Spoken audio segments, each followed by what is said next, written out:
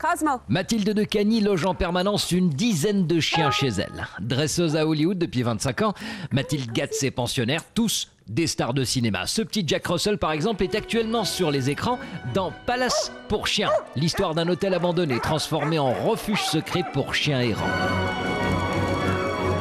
Le plus marrant dans cette comédie familiale, c'est le nombre d'animaux acteurs, 70 au total, qui ont été récupérés à la fourrière.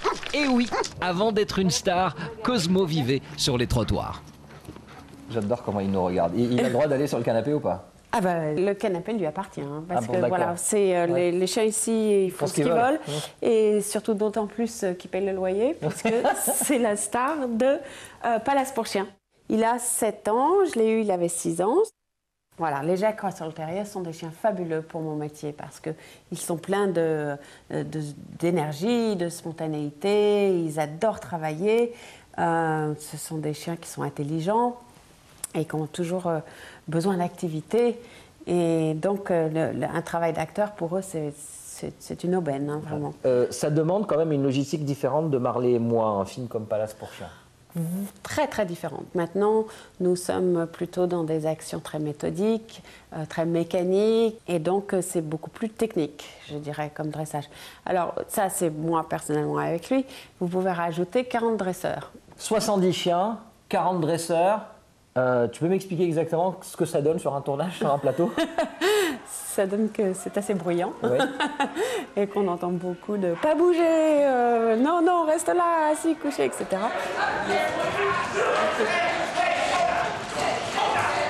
Cosmo, come. Come. Good, good, good. Rufus, good. Alors, ce qu'il faut voir, c'est que d'habitude, il y a quand même un dresseur par chien. Toi, tu apprends aux chiens plein de choses. Qu'est-ce qu'ils t'apprennent, eux? Ils m'apportent beaucoup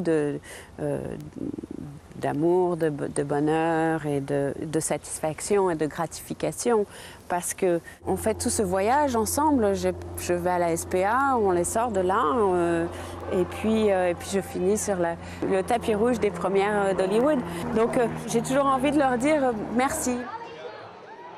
C'est pas tous les jours aussi calme, hein? Je peux les réveiller hein, aussi si tu veux, il n'y a pas de problème. No, there's no problem with separate rooms at all. That'd be wonderful. Un vrai palace pour chiens. Voilà ce que nous avons déniché en plein milieu d'Hollywood. C'est tout nouveau et comme partout à Los Angeles, c'est largement pompé sur le concept du film. At Deep Pet Hotels, we do nothing but the finest accommodations for your pets. So we do luxury suite boarding, 3 different options, which are pretty phenomenal. Daycare, which they have this great space where they can play and be a dog, as we say. And then, of course, the spa.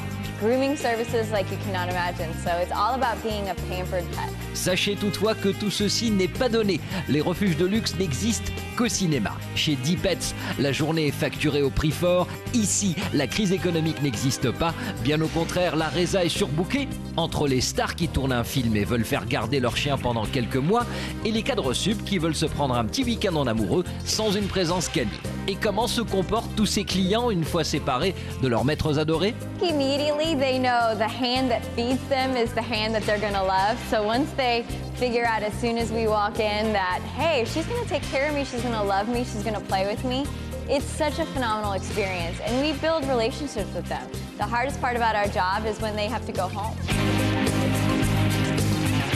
Et pour finir, une petite leçon de vie sociale entre chiens, très intéressante du reste.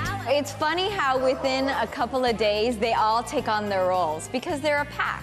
And more importantly, they develop relationships just like people. So you get relationships of boyfriend and girlfriend, you get the jealous one, you get the police dog, which is Jasmine, who has to make sure everything is going smoothly. So it's every day, it's like a soap opera. Viens là. Là. De tous les palaces pour chiens, nous n'avons retenu que la pension chez Mathilde, celle où les chiennes apprennent l'art d'être des princesses hollywoodiennes, celle où les gros chiens apprennent des astuces qui leur permettront d'être de très bons acteurs. Le dressage ici est quotidien, les salaires sont payés en nature, enfin en croquettes, et la devise locale semble être « tant qu'il y aura à bouffer, nous continuerons à travailler ». Speak. J'ai la chance d'avoir travaillé avec les plus grands acteurs d'Hollywood. Alors, il y a qui, par exemple? Alors, une bagatelle de, par exemple, Jack Nicholson.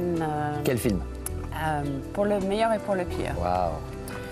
Woody Allen, bien sûr. Kevin Costner dans Bodyguard. Tom Cruise, The Firm. Mel Gibson. Mel Gibson? Mel Gibson dans Men Without a Face. Ouais, L'homme sans visage. L'homme sans visage, Ouais. où j'avais le chien, un chat et un cheval. Comment va?